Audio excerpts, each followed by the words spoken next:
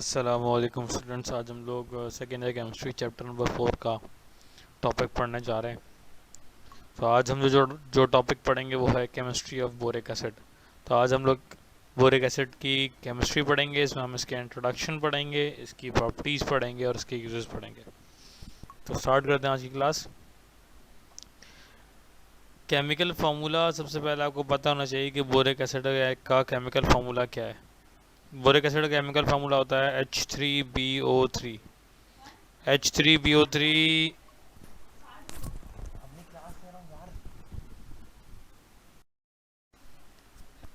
H3BO3 जो है वो उसका केमिकल फार्मूला है, जिसमें बोरॉन से कनेक्टेड जो होते हैं वो OH ग्रुप होता है।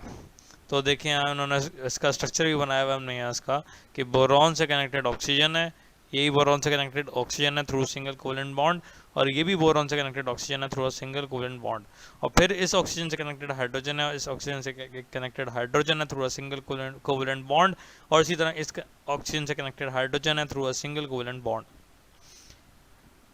तो ये स्ट्रक्चर होता है बोरिक एसिड का। इसके अलावा बोरिक एसिड का जो नाम है वो है हाइड्रोजन बोरेट भी कहते हैं इसको, और इसके अलावा ऑर्थो बोरिक एसिड भी कहते हैं। इसका अगर हम अपीयरेंस देखें तो एक शाइनी वाइट सॉलिड होता है with greasy and slippery touch. तो ये वही बोरिक एसिड है जिसको आप कैरम बोर्ड में इस्तेमाल करते हैं। तो ये वाइट पाउडर्ड लाइक होता है और इसका स्लिपरी टच होता है काफ़ी, तभी इसको कैरम बोर्ड में इस्तेमाल किया जाता है एज अ लुब्रिकेंट। अब इसमें स्लिपरी टच क्यों होता है? क्योंकि इसके जो आपके पास देखें, इसका जो स्ट्रक्चर है आपके पास BOH का होल थ्राइस का स्ट्रक्चर, यानी कि बोरिक एसिड का स्ट्रक्चर। इसी तरह आपके पास ये एक मॉलिक्यूल का स्ट्रक्चर है। इसी तरह बोरिक एसिड में मल्टीपल मॉलिक्यूल्स होंगे, और उसमें मल्टीपल मॉलिक्यूल्स होने की वजह से एक का नेगेटिव पार्ट जो है वो हाइड्रोजन के पॉजिटिव पार्ट को अट्रैक्ट कर रहा होगा, और इसमें भी हाइड्रोजन बॉन्डिंग फॉर्म हो रही होती है। तो हाइड्रोजन बॉन्डिंग फॉर्म हो रही होती है, इस वजह से एक लेयर्स बन जाती हैं इसकी बोरिक एसिड की। तभी मल्टीपल लेयर्स जो होती हैं वो एक दूसरे के ऊपर होती हैं थ्रू हाइड्रोजन बॉन्डिंग, और ये मल्टीपल लेयर्स जो हैं वो एक दूसरे के ऊपर स्लिप करती हैं। स्लिप करने की वजह से इसका जो है वो टच जो है वो स्लिपरी टच होता है। अब इसकी प्रिपरेशन देखते हैं। सबसे पहले जो प्रिपरेशन है इसकी वो क्या है कि जब आप बोरेक्स के एक्वस सॉल्यूशन को हीट करेंगे सल्फ्यूरिक एसिड के साथ, तो फिर बोरिक एसिड फॉर्म होता है। तो देखें ये बोरेक्स है Na2B4O7। इसका एक्वस सॉल्यूशन का मतलब क्या है कि वाटर के साथ सॉल्यूशन होगा, तभी H2O है। और जब आप इसको हीट करेंगे विद सल्फ्यूरिक एसिड H2SO4, तो ये आपके पास बोरिक एसिड फॉर्म होता है और सोडियम सल्फेट फॉर्म होता है। तो ये बोरिक एसिड आपके पास प्रिपरेशन है बोरिक एसिड की, किसके जरिए? बोरेक्स के जरिए। इसके अलावा जो प्रिपरेशन है आपके पास वो है बोरॉन नाइट्राइड के जरिए। बोरॉन नाइट्राइड के जरिए किस तरह प्रिपरेशन होती है कि जब आप बोरॉन नाइट्राइड को सुपर हीट करेंगे विद वाटर, तो बोरिक एसिड फॉर्म होगा। तभी बोरॉन नाइट्राइड को हीटिंग की जा रही है वाटर के साथ, तो आपके पास जो है वो बोरिक एसिड फॉर्म हो रहा है और अमोनिया गैस फॉर्म हो रही है। तो ये दो प्रिपरेशंस थी, और ये दोनों इक्वेशन जो है वो इंपॉर्टेंट इक्वेशन है with respect to the paper point of view. अब प्रॉपर्टीज पर आ जाएं इसकी। तो हमने डिस्कस किया कि इसका सॉफ्ट, सिल्की, शाइनी और ग्रीसी और वाइट सॉलिड है। सॉफ्ट टच होता है इसका, सिल्की टच होता है, शाइनी अपीयरेंस होती है, और ग्रीसी इसका इफेक्ट होता है, और जो है ये वाइट कलर का सॉलिड होता है। यहाँ डायग्राम आपको बनी हुई है। स्पैरिंगली भी सॉल्युबल है कोल्ड वाटर के अंदर, लेकिन रीडली सॉल्युबल होता है ये हॉट वाटर के अंदर, यानी कि बहुत कम सॉल्युबल होगा कोल्ड वाटर के अंदर और ज़्यादा सॉल्युबल होगा ये हॉट वाटर के अंदर। इसके अलावा ये वीक मोनो बेसिक एसिड है और ये लोएस्ट एसिड है। वीक मोनो बेसिक एसिड का मतलब क्या है कि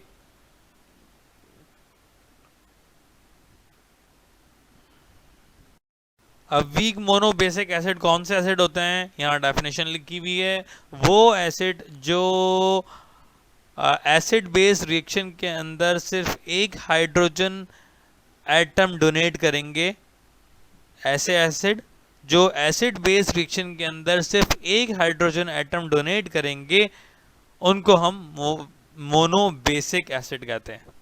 उनको हम क्या कहते हैं? Mono basic acid. क्योंकि ये बोरिक ऑक्साइड जो है वो एसिड बेस रिएक्शन के अंदर सिर्फ एक हाइड्रोजन एटम डोनेट करता है, इस वजह से ये मोनो बेसिक एसिड है। अगर ये 2 या 3 हाइड्रोजन एटम देता डोनेट करता होता तो इसको फिर डाई बेसिक या फिर ट्राई बेसिक एसिड कहते हैं।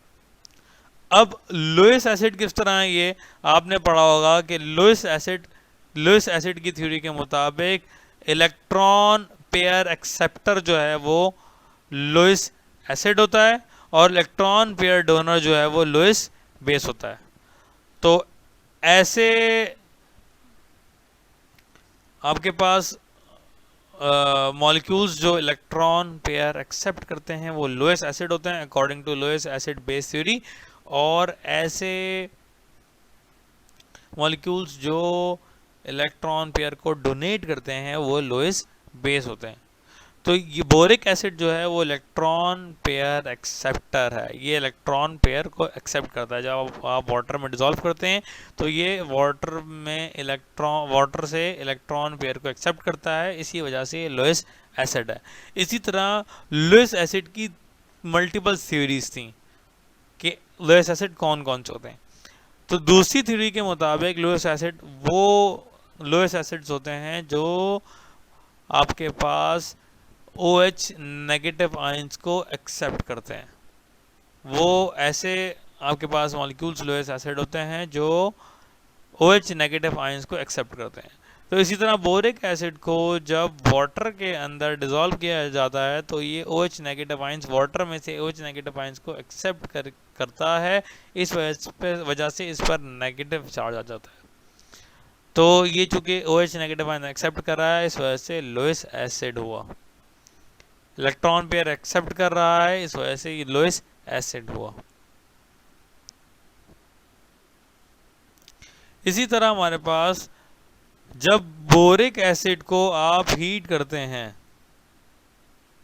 जब आप बोरिक एसिड को हीट करते हैं तो डिफरेंट प्रोडक्ट्स फॉर्म होती हैं। जब आप बोरिक एसिड को हीट करेंगे तो वाटर मॉलिक्यूल्स जो हैं वो अलग हो जाएंगे, और इसमें से वाटर अलग हो जाएगा और जो है वो मेटाबोरिक एसिड फॉर्म हो जाएगा। इसी तरह जब मेटाबोरिक एसिड को आप हीट करेंगे तो फिर दोबारा वाटर मॉलिक्यूल अलग होगा और आपके पास पायरोबोरिक एसिड फॉर्म हो जाएगा। इसी तरह आप दोबारा हीट अप करेंगे पायरोबोरिक एसिड को तो फिर ये वाटर मॉलिक्यूल अलग हो जाएगा और फिर ये बोरॉन ऑक्साइड फॉर्म हो जाएगा। तो आप देखें जैसे जैसे आप बोरिक एसिड को हीट करते जा रहे हैं वाटर का मॉलिक्यूल अलग होता जा रहा है और उसके साथ साथ मेटाबोरिक, पायरोबोरिक और बोरॉन ऑक्साइड फॉर्म होता जा रहा है। तो ये इसकी प्रॉपर्टीज थी।